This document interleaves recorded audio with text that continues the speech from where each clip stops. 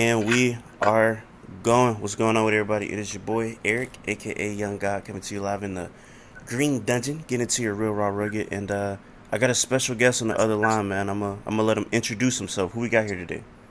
Allow me to reintroduce myself. My name is A.J. Francis, and I'm sitting in my studio right now, working on my album that comes out on the 21st. So, just a lot of things going, a lot of things going. Hey, I appreciate you coming through. It's funny. Last time I asked a very famous active wrestler to introduce himself, it almost went left. So shout out to you for not being difficult, man. It almost went left. What do you mean? Nigga say, you don't know who I am? Who did that? I'll tell you off camera, man. You'll laugh when I tell you. Black wrestler. I'll leave it at that. But I bet I know who it yeah, is. yeah. Corny ass nigga. Anyway, keep going. I'm gonna start off like that. So one, we barely gotta have a chance to have a conversation, but I've been a wrestling fan for pretty much all my life. So also clearly have been black all my life. So when I see black people on wrestling, I'm always intrigued a little bit more. Like, okay, let me see what the nigga got going on. So when I seen y'all pop up Hit Row, seeing niggas rapping, I'm like, oh, they done gave niggas the rapping gimmick, man. You know what I'm saying? Who these niggas is?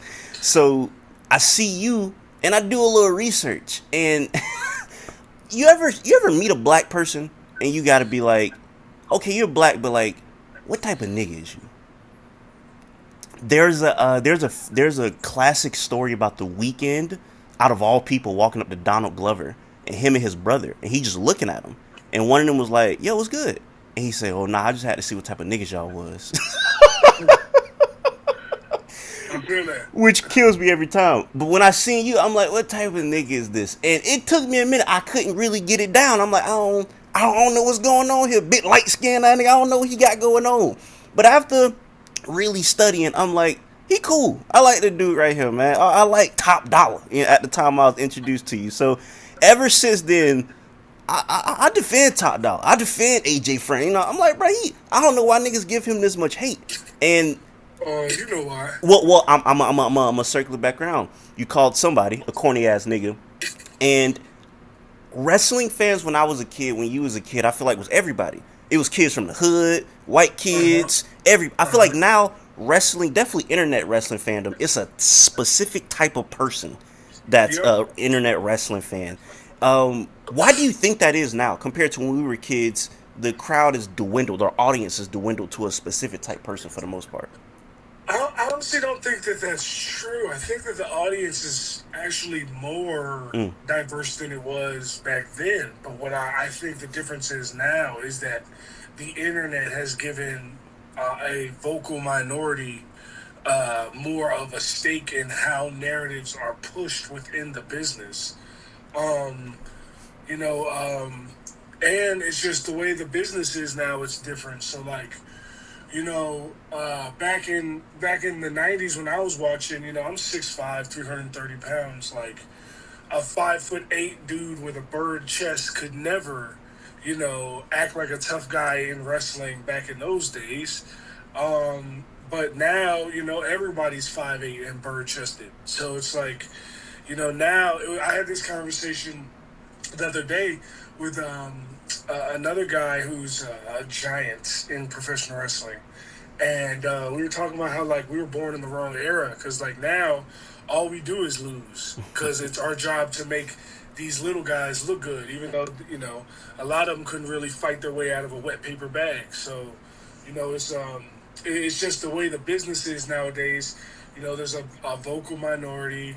Um, there's also like just the way that everything's set up nowadays is different. So yeah, it's just a different time. It's interesting because there's like, so me and my friend Eddie, huge TNA fan. We always talk about specific big dudes in wrestling, and we just like, damn, I wonder why Brand getting pushed. And it is, you like you said, it's a different era where if it was 1992, bruh, probably would be like you know what I'm saying, the biggest thing on the planet right now. Hmm. But why do you think that is? Why do you think that switched? Um, well, to be honest with you, it's two pronged. One, because the style of wrestling changed, and it went to a lot more, high paced, high action, lots of moves, and that's better for smaller guys. But also, it's partially on the fact that most big guys suck. Mm. Like most big guys can't talk. Most big guys are stiff, not just in their movements, but how they work. Um, Most big guys don't know how to work a smaller guy without absolutely beating the shit out of him. Like I take pride in the fact that like if I wrestle somebody and I'm putting heat on them, I can put heat on you for 5 minutes without giving you a single bump. Mm.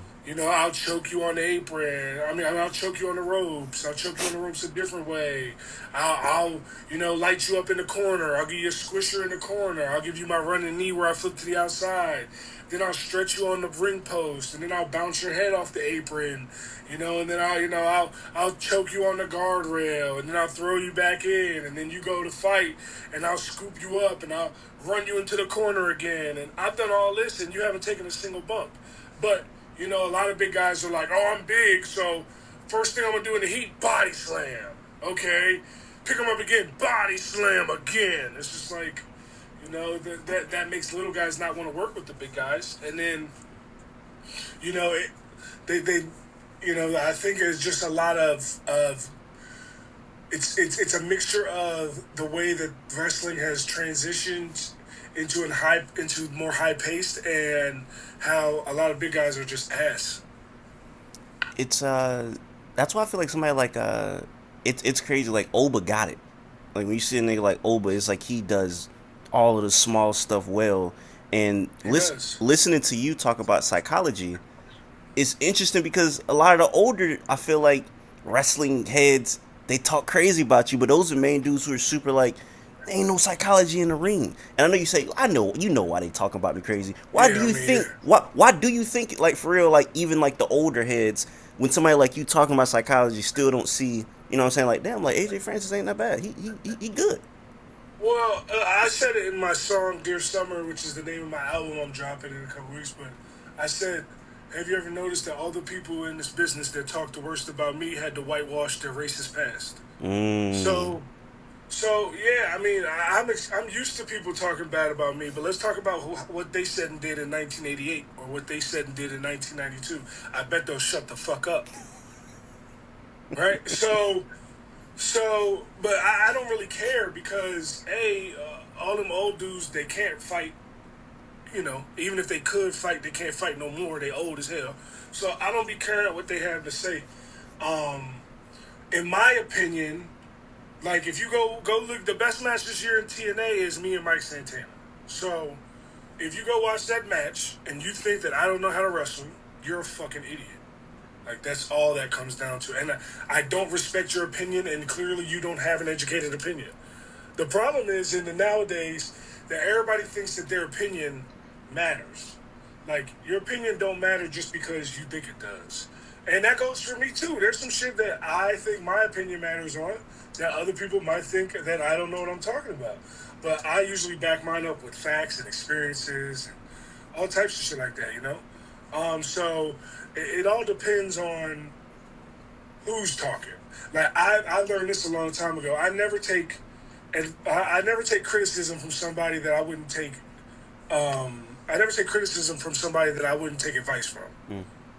So like, you know, to me, it's kind of pointless to even get involved in conversations with these old heads that are so focused on something that doesn't even matter in today's wrestling. Let alone like just because you got a podcast, like you think that your opinion matters, and to me it don't. Like like in the real world, I respect people who are genuine. I respect people who have a thought out, real, processed opinion for reasons that make sense. I've never once said anything that I didn't thoroughly think about. And there's not a lot of guys that can say that in this business. I say that this is like the biggest double-edged sword. This phone, like I've seen Mm-hmm. so many niggas I respect get on social media and just react because it's right there. Like all you gotta do is just pull out the phone and tweet something Yep. dumb. You and it's just like, damn, bro, I respect you as like a real. You feel? I thought you was a real nigga, and you just saying some foolishness because it's so easy to pull out Instagram Live and just da da da da. It's like, damn, bro, you yelling at your phone right now, bro. Like, what are you doing? Like, Yeah. you look I crazy. don't never go on live ever Why not? because I'm from the old school where you know if niggas know where you at, they'll come get you. Yeah. That's just how I always operate. I've always been like that. That's not new. That's I come from a street mentality where I don't want niggas to know where I'm at the exact moment that I'm there. But also because like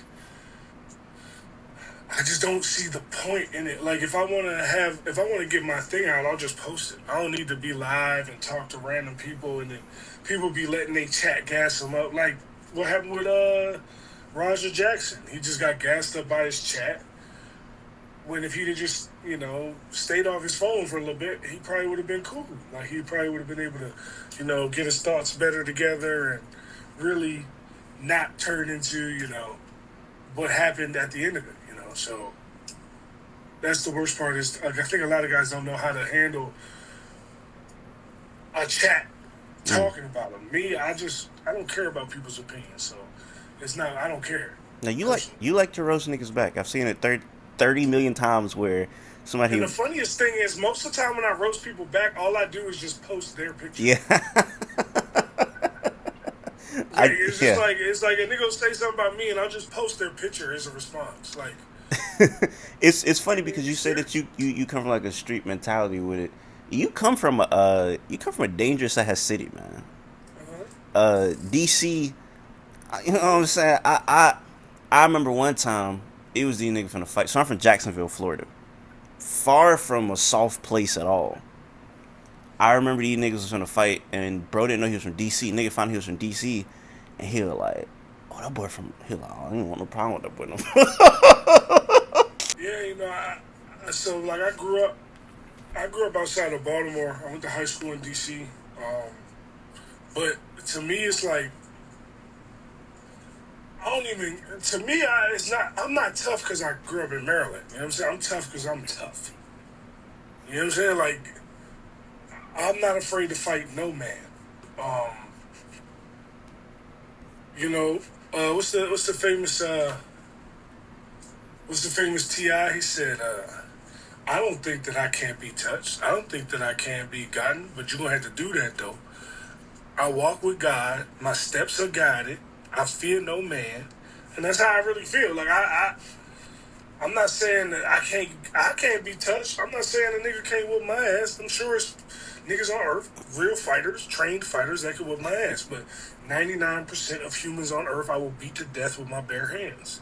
That's just the truth. See, but So it's like that plays a part from you being in DC because you a crazy ass nigga. You know what I'm saying? Like you it's a not crazy even ass crazy. nigga. It's just I know my abilities. I know that you're not gonna be able to find somebody big, strong, fast like me, walking around casually. They don't make niggas like me. You don't find niggas like me at Walmart. You know what I'm saying? Like you're not gonna see me walking around. At 320 pounds and can move like he's 220 pounds with the strength of a man that's 520 pounds. You're just not going to see that. So, it gives me confidence and also gives me the, ability to know that like I will really hurt somebody. And it also keeps that in the forefront of my mind so that I don't overreact in situations. Like, there's been plenty times where a homeless person who's clearly not all the way there in their mind, you know, tries to start something with me. And yeah, sure, if I wanted to, I could put him in the hospital, but what would I gain out of that? Like, you know what I'm saying? Like, that's another thing is that, like, knowing how to control yourself. Because when I get to a point of actual anger and it's time for me to really throw down, like, you don't want to be around me. And that's just the truth. So that's how I operate every day. You a man that's 300 pounds, 6 foot plus, has a reason to feel that way because, like you said, it's not a lot of you're an athlete. You play in the NFL, like you, a very athletic man. but Yeah. also a nigga from DC like Wale, who's like 5'7" and like 150 pounds, also feel like he'll whoop any nigga on earth. And like I said, it's something about the DC mentality that I've always found like, well, these niggas crazy. The young niggas in DC they call themselves janky ass niggas. They're proud to be janky ass niggas. DC niggas just different, bro. Y'all niggas is just different, dog. It's a good city, man. I mean, you got to grow up tough. You have to grow. You cannot be weak growing up anywhere in the DMV area. You Yeah. can't, because you will get exploited by people. You will get exploited by people you know and love. You know what I'm saying? So it's like you got to be able to handle it. Well, even like starting your career in like NXT, did you get to see? Because like I said, Florida is very similar. Where Florida's a very wild, like they got some real wild niggas there. Um, do you did you get a chance to like have you got a chance to really experience like Black Florida culture being in Florida? Yeah, I lived in South Florida, and I lived in Orlando for. I lived in there from. I lived in Florida from 2012 till literally 6 months ago. So I lived in Florida for a very long time. I spent a lot of times in Florida, and so like I got the black culture down there is actually very like Afro Caribbean too. Like, and when I say that, I mean like not just Dominican, but like Haitian. And there's a very big cultural difference between even South Florida and Central Florida. South Florida and Central Florida is even completely different. Florida's by itself is different just from the entire United States, but even within Florida, there's difference. So, um, I love my time in Florida. I still have a house out there, but I moved out to Texas, and I like it out here now too. It's interesting because you talk about South and Central. I'm in North Florida. Jacksonville is like the very And that's a tip whole top of nother Florida. thing. Whole different. You know what I'm North saying? Florida's like Georgia, basically. Yeah, yeah. That's pretty much a joke. Niggas be like Jacksonville ain't even Florida. Y'all South Georgia. So you know, Yeah. it's real interesting. How's Texas though? I know you say you like it out there. What's it like? What's the culture out like there? Would you say compared to somewhere like Florida?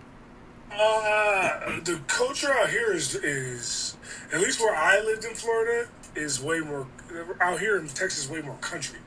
Like like all of Texas is basically like North Florida.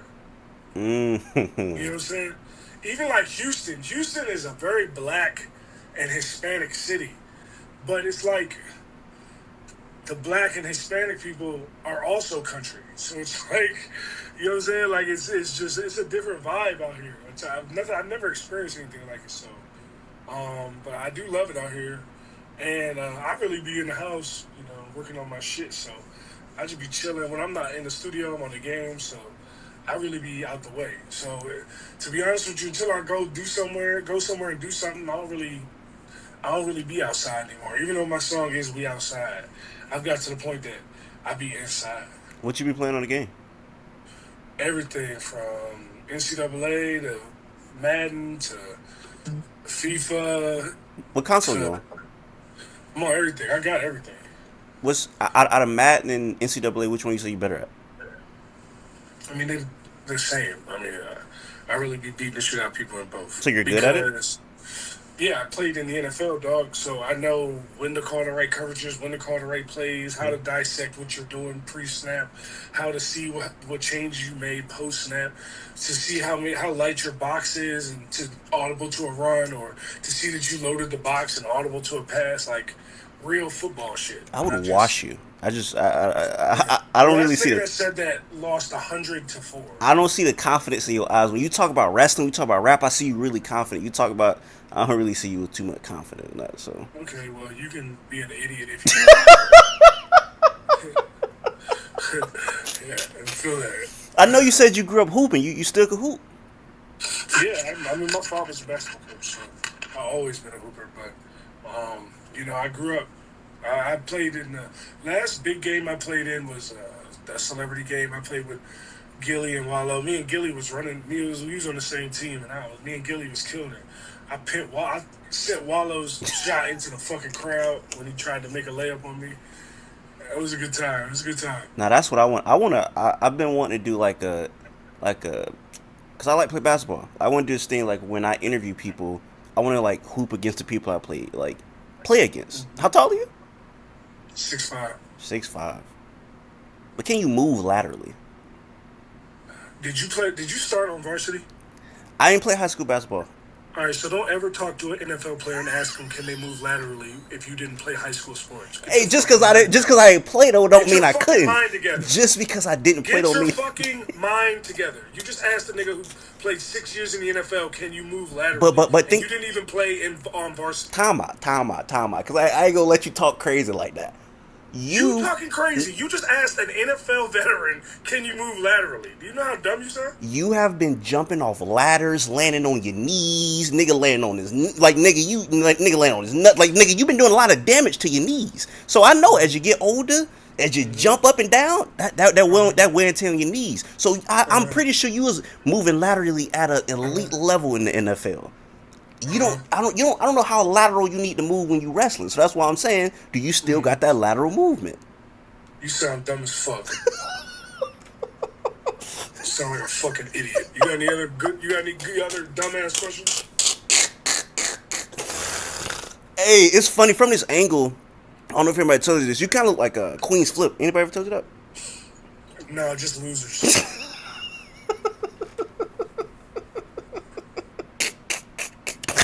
Hey man, you're funny. That nigga said just losers. Nigga back cause he looked like Queen's Flip from this angle he got. But either way, You're an adult in a bonnet trying to be professional. I got hair. Yeah, well, how would you do your hair You know before what you I'm did your? saying? My hair done protecting my hair. You know what I'm saying, Mhm. man? You should protect your brain better. You know what I'm saying, man? Hey, man, this nigga played the NFL, told me to protect my brain, but either way, man. Either way, man. Now, that was some irony. Either way, I would talk about your rapping because Hmm. as I'm doing some research last night, before I get to you, I stumble across a album that you're featured on, which kind of threw me off because I didn't know this was a thing, by Tez. Happy Birthday, Tez. Hmm. And I didn't know that was a thing. I seen you was featured on there. I think you're on a song with Consequence, too, if I'm not mistaken. Uh, Very solid project. Tez is not a bad rapper. Tez is good. He's not. He's not. Tez is Yeah. really talented. I mean, I executive produced both of Tez's projects. Really. Um, the second one I didn't executive produce the whole thing, but I like did half of it. And the first one I did the whole thing. So Well, I seen like, you was featured on there a lot. On the first one, I seen you was featured on almost damn near every yeah, song. because we did it all in my studio in my house, and I was like, "Let me get on this." He was like, "Okay." Got you, So got you. so it was like this is my studio in my house. Okay. So um, I do a lot of work in here. I've worked with a lot of artists, made a lot of music for people here.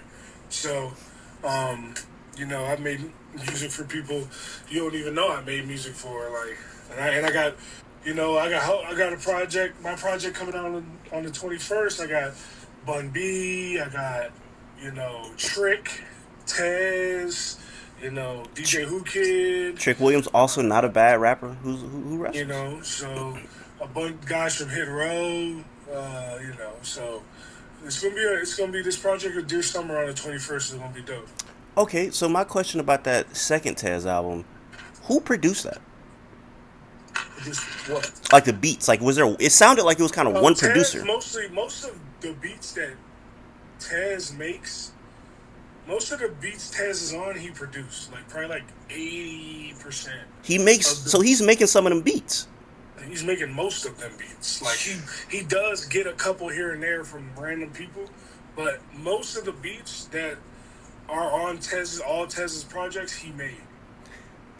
I say that because I'm listening to the beats and I got a good ear. I could tell when like at least majority of the songs is by the same producer because it has like a similar format. So I'm like, it sounds like he locked in with one person. So if that was just him, Yeah, he that's locked in with himself. has And we he? got other songs. We got more songs that are even better that he just hasn't released yet. I mean, I don't know if you know the answer to this. Does he have any aspirations just like producing for other people? Because he's a really not only can he rap, he's really good at producing. Yeah, yeah. You were saying he produced for other people. That's cool. That nigga's a really, really good producer. That's fire. He is. You fit He really is. He well over his is. beats too. Yeah, his beats are hard, and he grew up in Chicago, so he has It's like like a Kanye. 2000s Kanye kind of Yeah, sound. yeah. When he with his beat production too. So, and I'm all for. I like the soul samples and shit like that. Like, that's always been something that I gravitated towards. So, um, get the opportunity to do some shit like that, and it's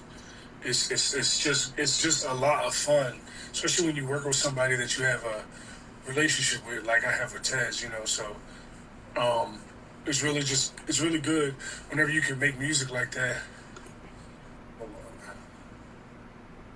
When you can make music like that with somebody that you already have a relationship with.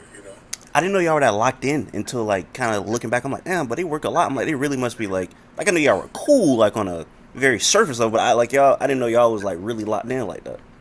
Yeah, I mean, he literally came over to my house to do almost all of it, to do almost all of this. Hold on. To do almost all his projects. We've been locked in, so it's been a good time putting this work together. It's funny, like I said, I want to get into the music, but you bringing up being locked in with him made me think about something I did want to ask about. Uh, Clearly, black wrestlers are like the minority in the business, Mhm. and you know how black people could be sometimes kind of like a dog eat dog world type of at each other neck. In your experience, would you say there's like a black community within the wrestling business, or is it kind of like a dog eat dog world type of situation? No, there's definitely a black community in wrestling, and we all keep it real with each other. To the point where we know like certain things that we have to deal with that other people don't always have to deal with, and we're very well aware of you know how actions by one of us is perceived differently than the same actions by somebody else, and we've known that just a. I mean, I've had those conversations with everybody from Moose to MVP to Booker T to Mark Henry to, I mean, the list goes on and on. Like we could to Tez to Angelo Dawkins to, I mean, to Trick Williams to the list goes on and on. Like we all have these conversations with each other about how we have to operate in a different way than a lot of our non-black counterparts. So like even from a point where when you're black, you might not like you might not like an idea that somebody is pitching for you. But when you stand up for yourself and you're not black, it's like, oh wow, he really cares about how his character's seen. He cares about the product. But when you are like, it's, oh, he's aggressive, he's confrontational, and that's just the way it goes. So it's like, that's just life, and not just in wrestling, but just being black in America. So there's more than enough people who would have and continue to deal with these issues. So I've always I've always thought how it's so interesting how we have to uh, be careful of how we're portrayed more than anybody. Like I always think about like the whole comedian thing where it's like the black comic has to put on the dress. Like that's a thing that's like you really have to like black comedians are very aware of where it's like so many white comedians that dress up like women they don't think about that at all, but it's like for a black yeah, person it's like am I being emasculated, are they trying to humiliate me, you know what I'm saying? Like nobody has to think about that. So it's just interesting the way you say that in wrestling even you have to like you have to think about like am I being the big angry black guy because I don't want to do this segment, you know what I'm saying? Where a hmm white person just like nah I don't want to do that and they like damn this, yeah, he really protecting his character, you know? yeah, exactly, That is for real. that is very very interesting. But with your rapping though, back to that. Yeah, like I think one you did a freestyle. I tried to find it. I could not find it. You did a freestyle. It's like way NXT days, and that was the first time where I was like, he kind of put words together. You were like outside I don't freestyling. kind of put words Are together. you, I put words together. you gotta let me cook, bro. You If gotta if let I me wasn't cook. if I wasn't a wrestler, you wouldn't say it like that. You gotta let me cook, bro. This was when I was still trying to figure you out. You know what I'm saying? So I was That like, sounds like a personal problem. oh my, bruh. I rock with you, dog. This nigga is so. I rock with you, bruh. When I was trying to figure out, I'm like, he kind of putting words together. And then I seen another one. It was like 2-1 where you were freestyling outside. I was like, this is good. And I don't know if you rapped over like a J Electronica beat or you had a J Electronica bar. Has that ever been a thing? Yeah, I rapped on a Jay Electronica beat. The album he did with Jay Z. What song you rapped over? What was the name of that song? I remember the verses: Frankie Baby, ladies say he make me crazy, making wavies, practicing at making babies. When I was 18, got played by a girl named Nadine in 2018. Nadine tried to have my baby. See the difference a decade makes? You sound like broken records as soon as your record breaks. They be all up in your face as soon as you in first place. Like, don't you remember me from back in the day? No, I don't. Seems like you didn't matter. It's a shame. Once you reach new heights, they kick the ladder. Show love or show hate, they gonna pick the ladder. That's the reason that I still be pissed like a little bladder. On the internet, they all about that jibber jabber. Pull up on them, you can hear their heart pitter patter. What's the matter? Oh, you just be talking, right? What's the dog that barks compared to one that barks and bites? Go eye to eye and lose an eye, you'll be ostracized. Doctor yelling, nurse, can we get this wound cauterized? Yeah, I was going crazy on that one. You got good recall because that was a long time ago. There's no way you look back at Yeah, that recently. that was like 4 years ago. Yeah, that's an old verse. Yeah, that was the one where I was like, okay, he put words together. But yeah, so it went from kind of putting words together to hey man, you put words together. You know what I'm saying? Hey, you ever met Ernest the Cat Miller? Yeah, many times. What a funny guy. Many I just thought times. about that because I interviewed him and like me and him have like a very like banter type relationship and like he's just a funny ass nigga. You're a funny ass nigga too, so I Yeah, didn't know if you ever met, Ernest bro. cool, man. No. I meet him all the time. He's always he's at a lot of shit that we do together actually. Shout out to Ernest. But yeah, so with this album, why I guess why now? Was this strategic? Is this like years of recording, months of recording? Like why are you dropping now? Nah, it's really I did the Dear Summer verse that I released on all my social media, and I kind of got the itch, and I came up with this concept of like summer's over, and like you know, and then I realized I had a bunch of songs that I had not released that would go very well on a project, um, and and then I had the song that I sent to Bun, and Bun was like, "Yeah, I'm definitely gonna get on that." So then, like, once you lock in a Bun B feature, it's time to go. So, and I just been working on it nonstop for the last you know week and a half, 2 weeks, and it'll be done probably by the end of this week, and then it'll be out on the 21st. So, it's been a blessing to be able to. It's a blessing to be able to have people that actually fuck with you, like. You know what I'm saying? Like, I got Kev on stage is going to be on this album. I got, Mm. Stephon Johnson, the voiceover guy, is going to be on this album. So, like, these are big time people that, like, don't have to take time out of their day to Bun B. And, they don't have to take time out their day to be a part of what I'm doing, but they want to. You know what I'm saying? And that, to me, means everything. One funny thing I always think about Bun B, if Bun B give a feature on a song, that brother will rap the exact like whatever if the song's called like pizza, he's gonna rap his ass off about every pizza he could think Nah, for real. about. I can't wait because the song he's on is called "Round the Way," so I can't wait. I cannot wait to see what he do on that job. No, I can't wait to hear that. So yeah, so with somebody like Bun B, I seen you bring him over to like you was the first person to really bring him into like wrestling on TNA and just other For sure. people, other people. What made you want to start like? Because we off camera we was talking about how like there's a parallel between hip hop and wrestling. What made you want to start kind of incorporating the Bun B's and shoot battle rappers into like wrestling? I've been doing that. Like that's how Hit Row came about.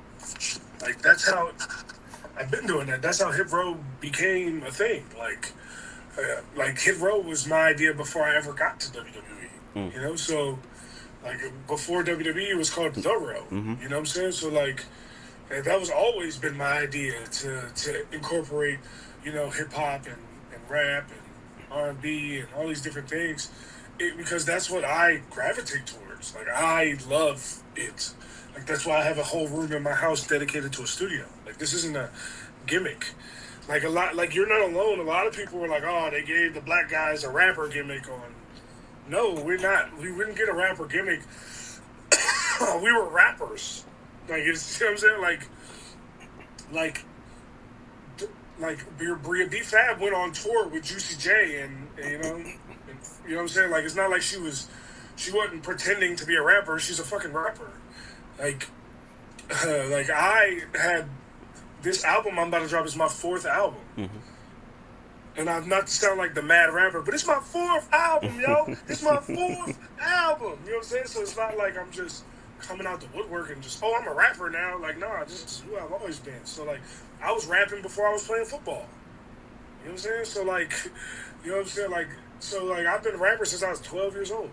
So, to me, it's also like, it's a full circle moment because, like, honestly, like, I can see after this album, if I never release another one, I'm cool with that. Mm. Because this album is a perfect encapsulation of me as an artist. You get all different sides of me. You get to see that as far as putting bars together, I'm one of one. Ain't nobody fucking with me. Yeah. And I can flow on so many different types of beats that I'm very well rounded. So like, that's what I'm most excited for. That's why I wanted to do this interview, because like jokes aside, like I really do appreciate you bringing in bridging like black culture within wrestling, because like I said, we've seen black people have to do some pretty insane stuff on wrestling TV to just be on TV. So it was cool because I wasn't watching wrestling during the pandemic, but it was cool to see like a cipher. It was like, man, they let niggas do a cipher on TV. Also my idea. I assumed that had to have been some black person idea to do something like that. Also my idea. Like that's what I'm saying. Like that's the funniest part is that like everything that everybody loved about NXT and I mean Hit Row and NXT was because myself, B Fab, we had these concepts and we was coming up with these ideas about how to portray as rappers within wrestling. And the funny thing is, it's so funny because revisionist history is a real thing. Because, like, it's hilarious to me because I remember I was there. Like, now everybody talks about, they're like, oh my God, that cipher was so crazy. Like, the cipher was so dope, man. Like, I remember how niggas was trying to shit on it when it was live. I remember niggas on social media saying that we couldn't rap. I remember that. It's not like, I remember the overall overarching feeling was, that wasn't good on the internet. But then now we go back and there was like, yo, that was amazing. Yeah, because now you understand what we was doing. You ain't get it at the time. So all of a sudden now, you know what I'm saying? It's like, yeah, that was awesome. Like, nah, I don't forget. I did not forget. Well, I look at it like this. Think about rap is usually what blows up in rap. Black people dictate it, like, and people just follow along. Mm-hmm. So when you speak about black people in wrestling, there's not a lot of black wrestling fans. There's not a lot of black wrestlers. So the stuff that white people be thinking that's cool that black people do, a lot of black people might be like, that's the shit that y'all like.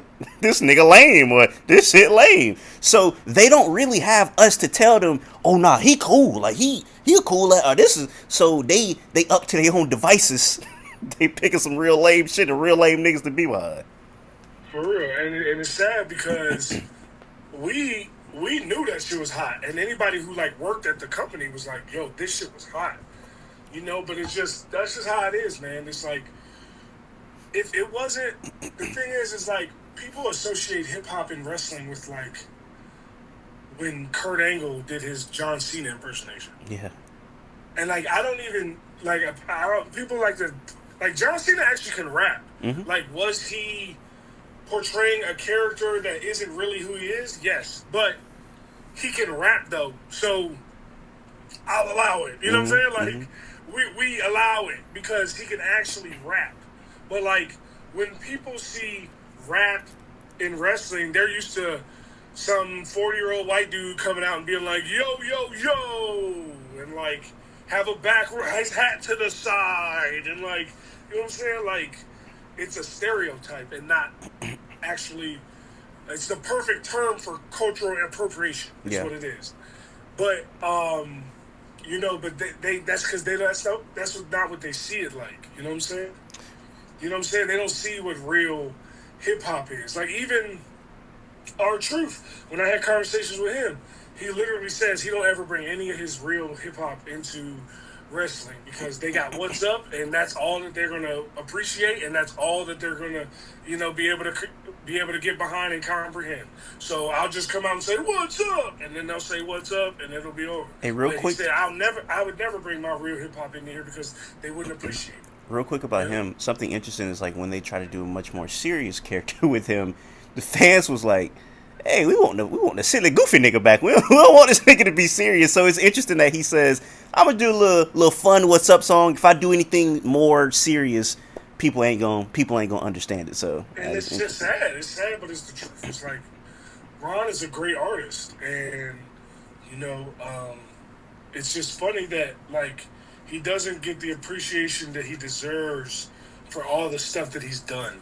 You know, I wish that he could get more appreciation for how good he really is. You know, It's interesting because when we think about rap, when we think about like people we all listen to, um, I'll give you the lateral movement one. Maybe I was tripping on that. You know what I'm saying, man? You had, what I'm saying, maybe. what I'm saying. Maybe I was tripping on that.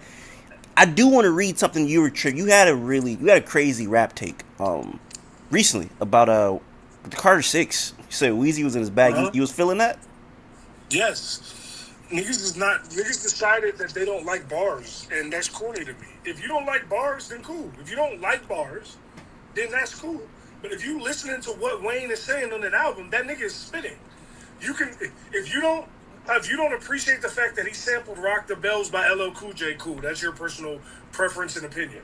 But he was spitting on every track on that joint, like, and it's just it's one of those things. It's like people it becomes cool on the internet for lame niggas to hate on successful people. Like that's all that is. Like when like Chance the Rapper just dropped a great album, For but he sure. stopped making music because niggas pretended his music was trash. Like he made the same church rap he's always been making, but because at one point it was cool to shit on Chance the Rapper, now okay, let's all shit on Chance the Rapper. That's just how it is. Just like it was at one point cool to shit on me. That's why I don't care what people think about me on the internet. Like, you know what I'm saying? Like it happens to people. Now it's cool to shit on Wayne. Like, okay, Wayne was spitting his ass off on that album. If you don't think that he was, then you don't know how to comprehend bars. And that's okay. Not everybody does. But like, if you say that you don't like the songs, okay, don't like the songs. If you don't like the beats, okay, don't like the beats. But when I tell you that I liked it because that nigga was spitting on that joint, there's no denying. Man, break down the words bar for bar.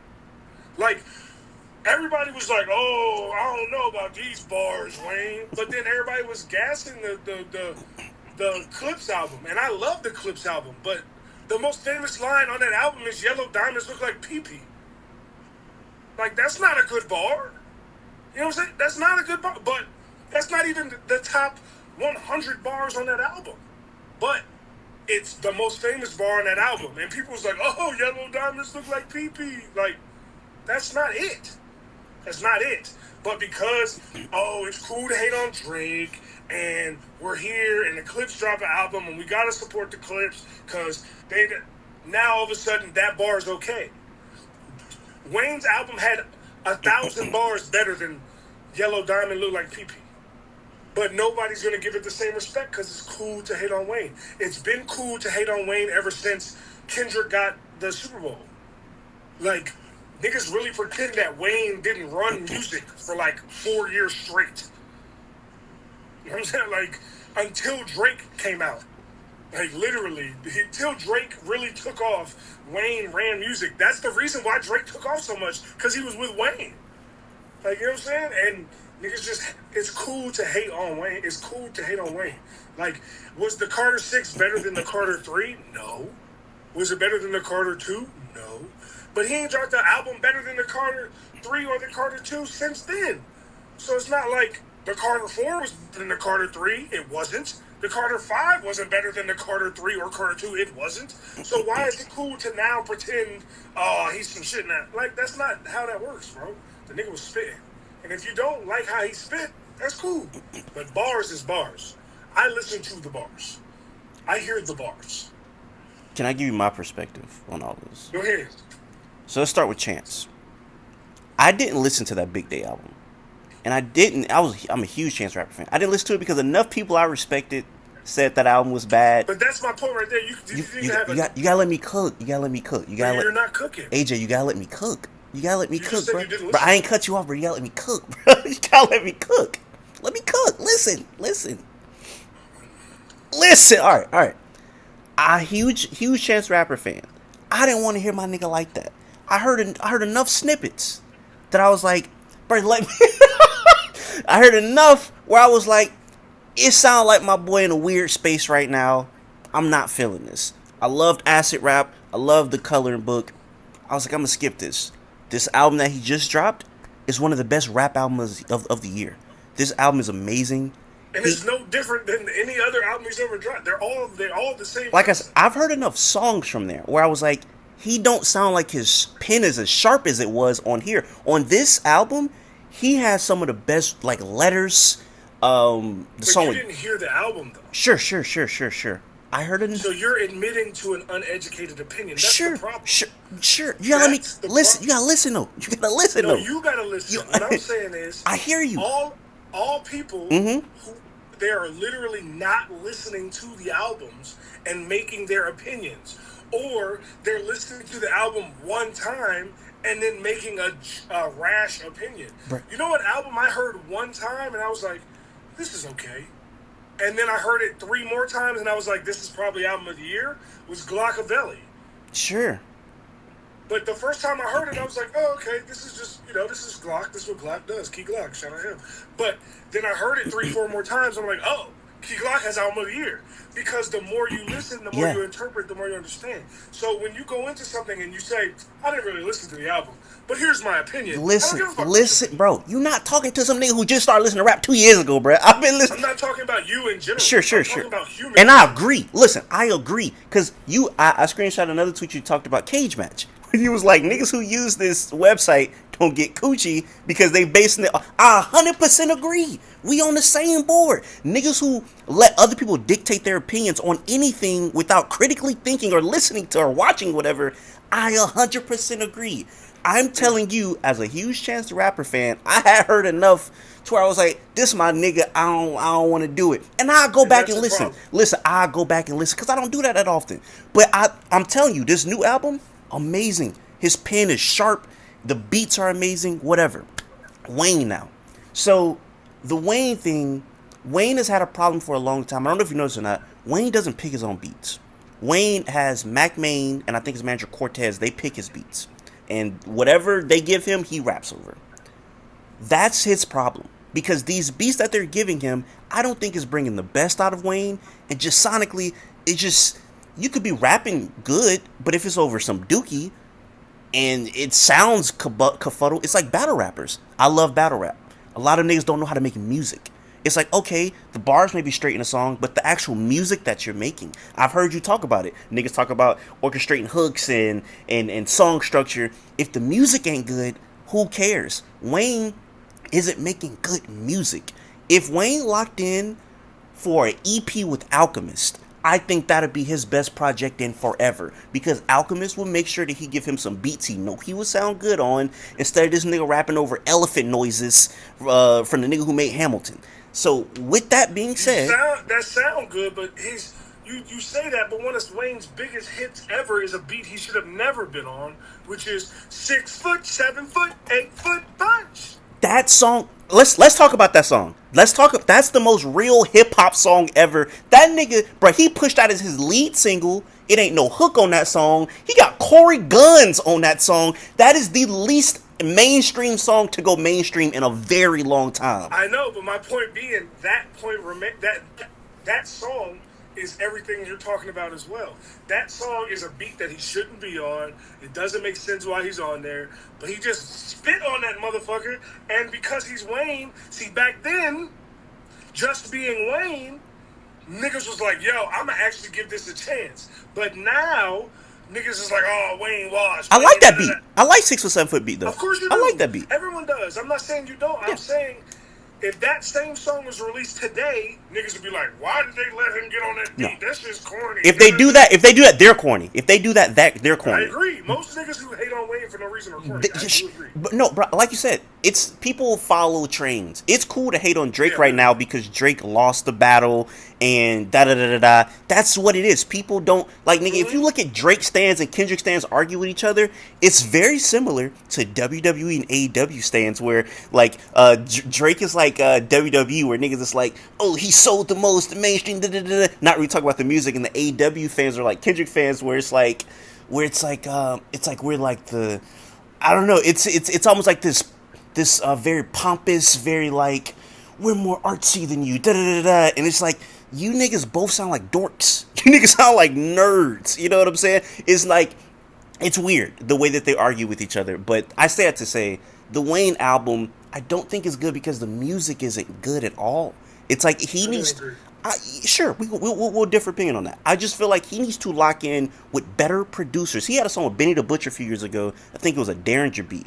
This nigga rapped Benny under the table. The beat was amazing. I feel like that brings the best out of him. When he features on a Currency album, that brings the best out of him. I don't feel like these beats are bringing the best out of Wayne, in my opinion. So you don't see where I'm coming from? Like, I don't think I'm saying anything preposterous. I don't think I'm saying anything preposterous with what I'm saying. I don't think anything I'm saying is preposterous. You don't see where I'm coming from with that? No, because I don't agree. Like niggas harp on the Lin Manuel Miranda the beat. That's one beat, and also he was also rapping on that joint. But there's like 15 tracks on there. Like you don't niggas was really trying to shit on him using Banned from Television by Nori. Niggas was trying to shit on him using Rock the Bells by LL. Like, well, that's another thing. Wayne act like real hip hop. You said he you said he protect my brain. That nigga act like he got CTE. That nigga raps over. He don't rapped over the Band for TV beat on No Ceilings. He rapped over the Green Ranger beat like 3 times, and he don't even remember it. It's like somebody that cares about Wayne need to sit this nigga in the studio and be like, bruh, let me executive produce your album. But No Ceilings is not an album. Sure. But I'm saying he's rapping over beats that he sampled, or he's rapping over the beat just as it is on Ceilings. But still, I remember he was doing an interview with Elliot Wilson, and they asked him like, "Damn, what made you rap over the Green Ranger beat twice?" And he said, "I rapped over it before." I'm like, bruh, somebody need to sit this nigga down and a lot of drugs. That's for sure. That's why I say Alchemist. I think an Alchemist Wayne EP would be great. I don't know how you feel about that, but I would love that. I mean, yeah, that would be great. I mean, but my point is, there's a lot in there. Like people just came into the album. It's all about how your preconceived bias. Sure. Like niggas really trying to tell me that Drake and Party Next Door album was trash when it's one of the best albums this year. I like that album because it's a Drake album. I think Party Next Door. I think Party Next Door isn't that good, but I like Drake what he did on there. I've heard the exact opposite. I've heard people be like, "Oh man, this sounds like a Party album. Party's way better at this. He should have just left Drake off." Like, shut the fuck up. Shut up. Niggas just talk. Who you listening to right now then? Right now, yeah. My favorite album right now is Summertime Butch 2. Hills Have Eyes 2. I've been listening to that new Big X Country album. I feel like now that I live in Texas, I have to listen to music like that. I've been listening to, I've been working on a lot of my shit, obviously. The new Chance, Key Glock, Clips, Who else? Who else? Who else? What other albums I'm working on? Let me see. Let me see. I want to start sending you music. I want to put you on to some niggas I feel like you sleep on and you might enjoy. Oh, the new Gunna. I'm gonna listen to new You like the Gunna. Gun album? The new Metro Boomin, the new Joyner Lucas. Um, so let me see. Let me see. Uh, Leon Slater put me on to some dude from Liverpool named SD Kid. Okay. And he got an album out called, I think it's Riot or something like that. Like something like that. But he's got the craziest sound. He has a song called Panic Yeah. that I really fuck with. It's the craziest sound. Do you know how people from Liverpool, how their accents like really crazy? Yeah. Like when he first told me he was from Liverpool, because I know people from Liverpool, I was like, oh my god, this accent's gonna be awful on a beat. But it actually works. And I was like, oh, I actually fuck with this thing. Okay, all right, cool, you know. Because he says the song's called Panic, but he says Panic. Like that's how he says. That's how he comes out. He goes, "We're going Panic." I'm like, what the fuck? But it works. It That's works. I funny. can't deny it. I got a DC rapper I want to suggest to you. Dude named Uncle John. Uncle John. You ever heard of Uncle John?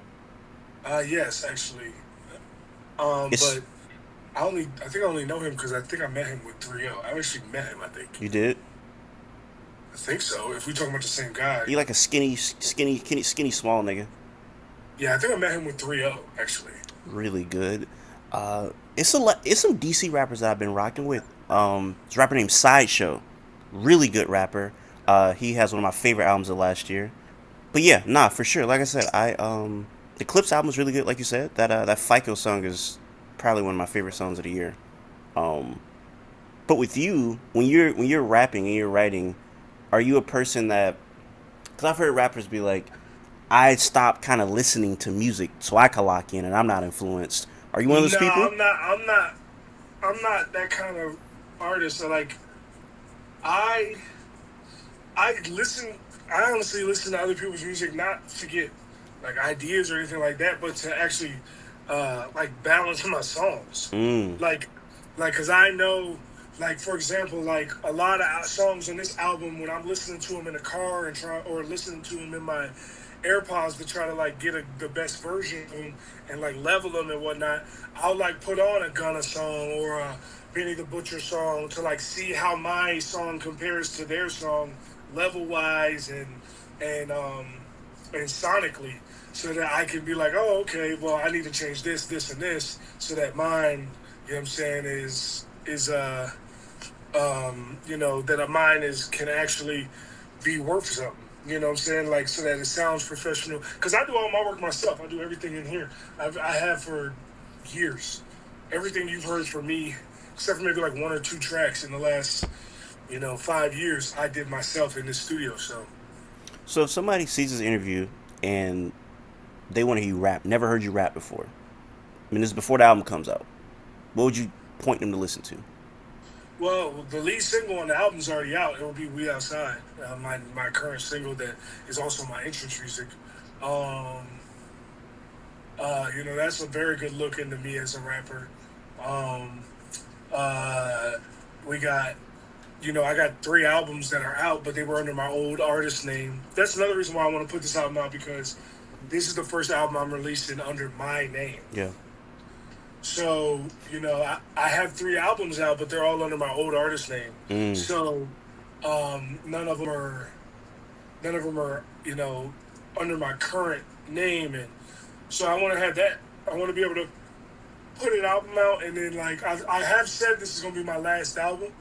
Um, and I might be lying, but at the end of the day, it's like after I put this out, with especially with like the theme of the album is like summer's over, and I feel like I'm 35 now, and like at 35, like it's not saying it's time to stop rapping because you can rap till you 100, but it's like unless I'm a touring artist, I don't need to be releasing albums after 35. You know what I'm saying? Like, there's a, uh, like Drake said, I forgot how Drake said it, but he was like, who's your favorite artist under 35 and da da da. I remember he said something like that, and I remember being like, when that came out, I was like 24, 23, and I was like, yeah, these old ass niggas be rapping, they 35 and shit. And then now I'm 35, and I was like, yo.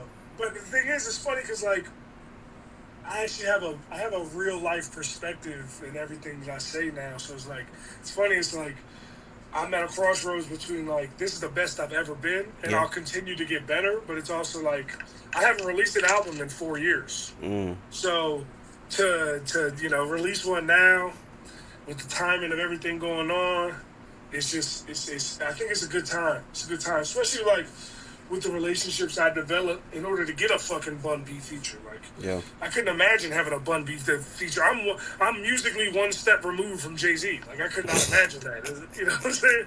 Like, and Pimp C. Like what the fuck? Yeah. Yeah. You know what I'm saying? So I can't imagine my life like 20 years ago being able to say that. It's like crazy to me now.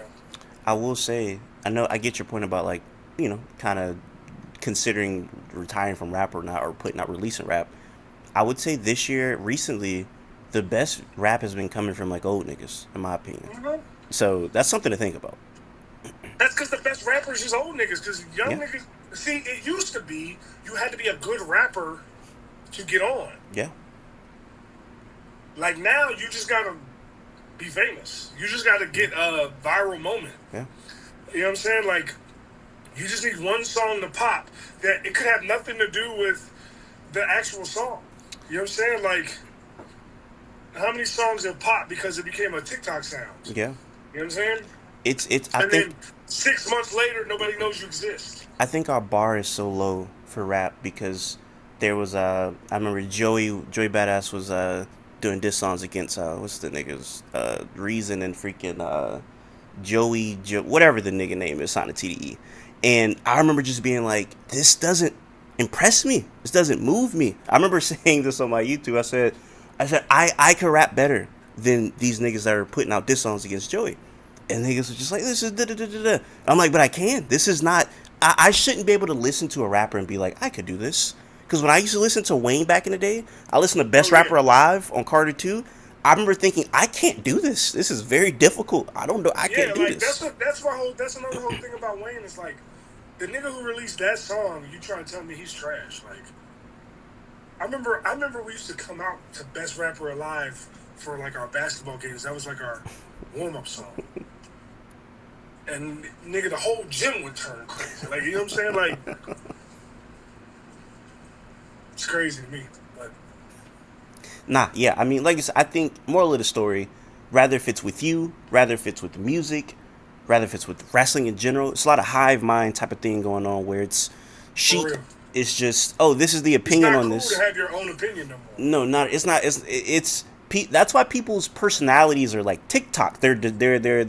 Everybody got the same slang. When I, bro, regional slang was. I'm from Florida. We say jit in Florida. We call niggas jit. We call niggas all type of green. Got a lot of slang. Now everybody's slang is one thing.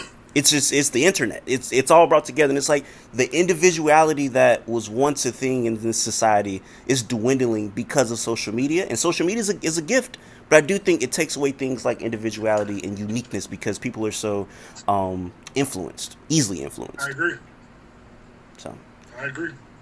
that's where we're at. Before we get out of here, I appreciate you coming through, my brother. TNA. Um, what's I would be remiss if I don't bring this up. My homie Eddie is day one TNA fanatic. Always big you up. So shout out to Eddie. Pretty sure he's watching this right now. Um, what's next for you in TNA? We got Bound for Glory coming up. It's gonna be huge. Um, it's gonna be the biggest show of the year, hopefully. Um, I'm looking forward to it. I don't know what I'm doing on it yet, but hopefully that comes to fruition in the next couple of days. I'm excited for this new TV deal that we got hopefully coming to TNA, so that'll be good. And I'm just excited to finish the year strong at TNA, and go out of our way to make TNA as good as we possibly can because it's a perfect place for real wrestling fans. Like your friend, what'd you say your friend's name was? Eddie. Eddie. Eddie has good taste because if you've watched TNA in the last year and a half, you cannot deny that I am the best heel in the business. Like, I mean, you can't. I just put too much good shit on tape for anyone to deny it anymore. And so that's why I'm in the position that I'm in TNA, and I'm very much looking forward to Bound for Glory on October 12th, and hopefully be able to make some big moves. All right, man. If there's any last words you got for the people watching, the floor is yours, man. I appreciate you, man. Nah, just follow me on all social media at AJ Francis 410. And, Dear Summer coming out September 19th. I was saying September 19th, sorry, September 21st, the last day of summer, so Dear Summer, I know you're going to miss me. And, it'll be a good time. It'll be a good time. You definitely enjoy the vibe. So I appreciate you having me. For sure. I appreciate everybody watching. Hopefully in the near future I'll watch this nigga in NCAA. I appreciate everybody. Until next time. I say what I mean what I say. Like you want to say something. You want to say something? Nah, you want to join my NCAA league Yeah, for sure. For sure. and For get sure. smoked? Like I said, I'm even though I let you have it, I am pretty quick on the court. So you know what I'm saying? I let you have the lateral shit. You know what I'm saying? I let you have it. But No, God let me have it. on that note, for everybody watching, I appreciate y'all. Until next time, I mean what I say. Haters gonna hate, players gonna play, and y'all holla at yo boy. And that